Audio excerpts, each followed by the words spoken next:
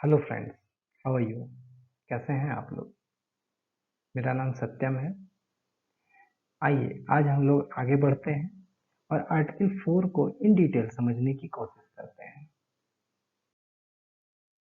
हम लोगों ने पिछले 3 वीडियो में आर्टिकल 1 को, आर्टिकल 2 को और आर्टिकल 3 को बहुत ही गहराई से समझ लिया है।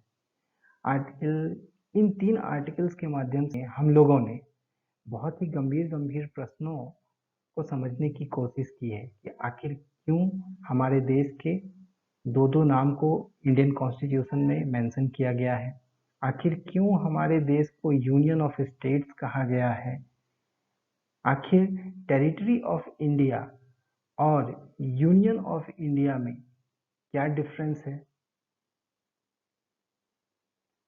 इसके बाद किसी नए राज्य के प्रवेश और स्थापना में बेसिक डिफरेंस क्या है, इनके मल्टीपल एग्जाम्पल्स भी हमने देखे।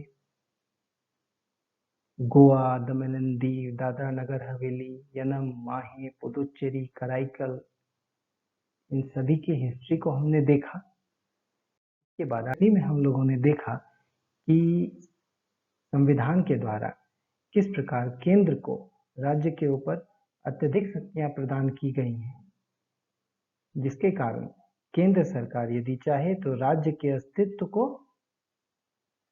समाप्त भी कर सकता है। इन द सेंस कि केंद्र सरकार चाहे तो राज्य की सीमाओं में परिवर्तन कर सकता है, उसके नाम में परिवर्तन कर सकता है, राज्य के सीमाओं को छोटा बड़ा करके एक नए राज्य को अस्तित्व में ला सकता है। ये सारी बातों को हम लोगों ने आर्टिकल 1, 2, 3 के अकॉर्डिंग देख लिया है। अब आर्टिकल 4 की तरफ हम चलते हैं। आर्टिकल 4 में कहा गया है कि आर्टिकल 2 और आर्टिकल 3 को लाने के क्रम में, अर्थात किसी नए राज्य का एडमिशन या एस्टेब्लिशमेंट, आर्टिकल 2 किसी नए राज्य को बनाना, अन्य राज्यों को तोड़कर जोड़कर बनाना, यानी इंटरनल रीऑर्गेनाइजेशन के द्वारा एक नए राज्यों को बनाना या उसके सीमा क्षेत्र में परिवर्तन करना, उसके नामों में परिवर्तन करना।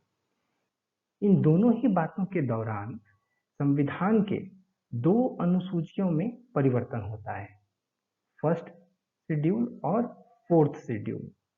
फर्स्ट शेड्यूल में आपको पता है कि राज्य और यूटीज के नाम मेंशन है। हमारे देश में एक्वायर्ड टेरिटरी की संख्या 0 है फिलहाल। तो आपको ये पता ही है कि फर्स्ट शेड्यूल में राज्य और यूटी का जिक्र किया गया है। वहीं फोर्थ शेड्यूल में राज्य को काउंसिल ऑफ स्टेट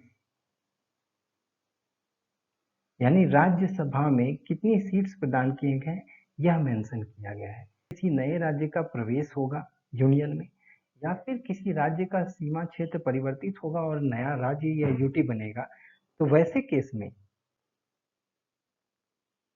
नए राज्यों के निर्माण में शेड्यूल 1 में परिवर्तन होगा और उसे काउंसिल ऑफ स्टेट में कितनी सीटें दी जाएंगी इस बिहाफ पर शेड्यूल 4 में भी परिवर्तन होगा। तो आर्टिकल 2 और आर्टिकल 3 के द्वारा जो भी संशोधन किए जाएंगे उसके कारण होने वाले संशोधन फर्स्ट शेड्यूल में और फोर्थ शेड्यूल में वह प्रभावी माने जाएंगे। ठीक है। और आर्टिकल 4(2) क्लॉज 2 में दिया गया है कि ऐसे जो भी कानून बनेंगे आर्टिकल 2 के तहत और आर्टिकल 3 के तहत, ऐसे जो भी संशोधन किए जाएंगे उस संशोधन को 368 के तहत संशोधन नहीं माना जाएगा। यह बहुत ही इंपॉर्टेंट लाइन है कि आर्टिकल 2 और आर्टिकल 3 के द्वारा जो भी संशोधन किए जाएंगे संविधान में और उसके द्वारा शेड्यूल 1 और शेड्यूल 4 में जो भी परिवर्तन होंगे, इन परिवर्तन को 368 के तहत संविधान में हुए संशोधन के तहत मान्य नहीं माना जाएगा, अर्थात इसे 368 के क्लॉज से बाहर रखा गया है। इसका मतलब क्या है? इसका मतलब यह है कि ऐसे जो भी संशोधन होंगे इसके लिए सदन को विशेष बहुमत की आवश्यकता यानी स्पेशल मेजॉरिटी की आवश्यकता नहीं पड़ेगी। इसके लिए सामान्य बहुमत ही काफी होगा।